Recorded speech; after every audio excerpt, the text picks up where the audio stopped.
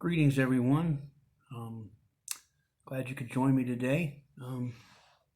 Today I think I'll be smoking some Northwoods and talking about this yellow hat I have on my head, which is actually blaze orange. So let's take a look at the backer. Get down in there and see that well enough in that light.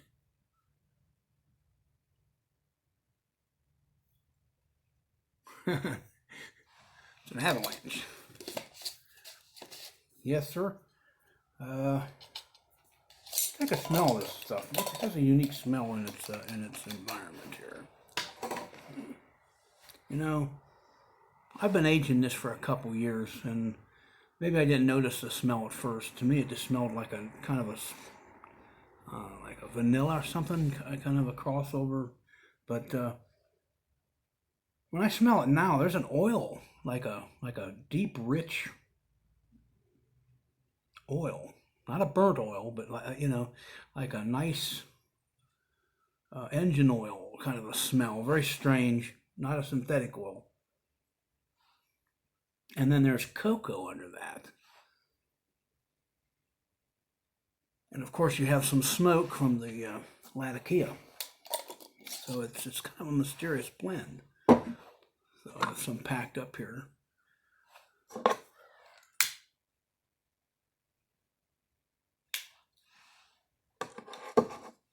see.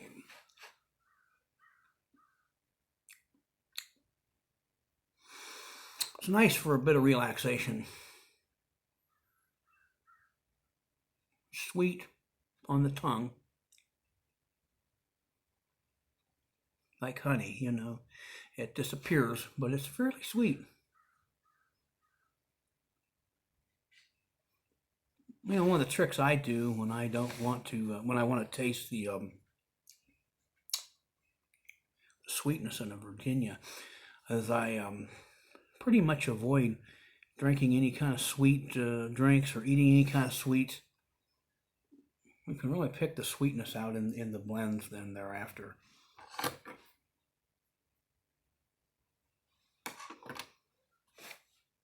So that's always good to interface with a blend. Now, some blends aren't as sweet.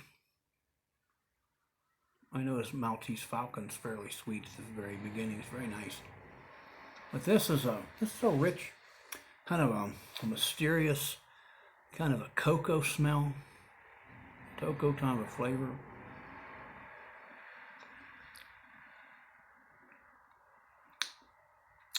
That oil in there, some nuttiness. Very nice on the retrohale. It's fairly, soft, and it isn't real rough. It's not gonna, it's not real spicy or anything like that. But it's nice smoke to have. You just want to sit down at the end of the day, perhaps, and especially on a winter's day, and sit down and just enjoy a nice, soft, velvety, chocolatey, smoky, sweet, very, just slightly sweet. It has a great room note as far as I can tell from sitting here. So, anyway, my hat. What does it say on my hat? Well, you may not be able to see it. Here comes the scary part. Let's pull off the actual hat. It says, "Hey, chill out, man. The Stoics."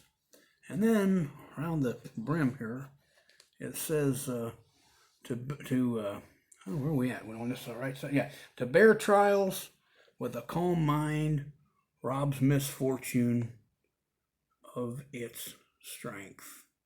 Seneca. Now, it's on a hunting hat, and you probably wonder, well, why is it on a hunting hat? Well, this time of year, there's a lot of folk about hunting. We're always out in the woods hunting around here because it's right now I think it's at the end of gun season for deer, and of course, we have the primitive weaponry seasons that bookend the gun season. We have, like bow season, and then we have the the black powder season, and of course also you have that mixed in there. You have rabbit season, and early on you had turkey season. We have 2 turkey seasons where I live. So anyway, yeah, it's probably a smart idea to have one of these if you go out walking around in the area I live in. So that's why I put that on there. But it's blank, and I'm an artist, so I don't like to see something blank. I have to put something on it. I said, well, let's definitely maybe share some good news with people and, help them out. So to bear trials with a calm mind robs misfortune of its strength. That's a tough job. I'm going to tell you, that's not an easy thing to do.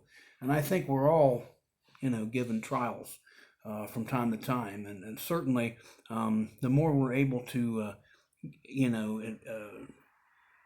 face those trials with a calm mind, I think the more mature and the better it makes us as human beings. Try to get a dry throat this time of year. But so I think it's it's a challenge to be able to meet trials with a calm mind.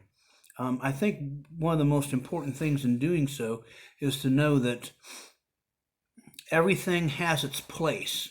And even though it seems like everything's rushing at you at one time and coming upon you at one time, and sometimes it can be very dreadful, and that's not a word I use lightly here. Sometimes it can be very dreadful. And in those cases, there's a lot of doom that comes upon one's head. One feels it very deeply. So I quite understand. I've been in such a situation, and it's very frightening and disparaging. However, one step at a time, one day at a time, one thing at a time, and try to be as calm, and also to realize that there is some place you can fall back to. And by that I don't mean, some kind of safety net per se, but a plan of action going forward in case things don't come out quite right. And that can be complicated too, but every day, thank God for what you have. Be thankful, I should say, for what you have. Thank God, thank the gods, whatever you do, and be thankful, because a thankful heart is a happy heart, and that's very helpful when it comes to facing times of despair and gloom and so forth. But also, try to maintain a sense of humor. And try also to relegate the time, okay? From 8:30 in the morning till 6:30 at night, or 5 o'clock, we'll say, I'm going to handle this stuff as best I can. I'm going to go out, I'm going to do all the stuff I need to do to get this done. But after 5 o'clock, done. No more. I'm just not going to think about it. It might be in the back of my mind. I might have nightmares about it. But as much as I can, I'm going to take that time that I can for myself after 5 o'clock. And I'm just going to enjoy my life as much as I can. Enjoy the people around me. I know that's very hard to do. But it gives you a respite from this, because it can be overwhelming. So it's important to have the time that you set. From 8 to 5, we're going to worry about this. We're going to run around. We're going to do what we need to do. Each thing in its place, each thing in its time. But after 5 o'clock, looks like I'm about ready to run out of video here.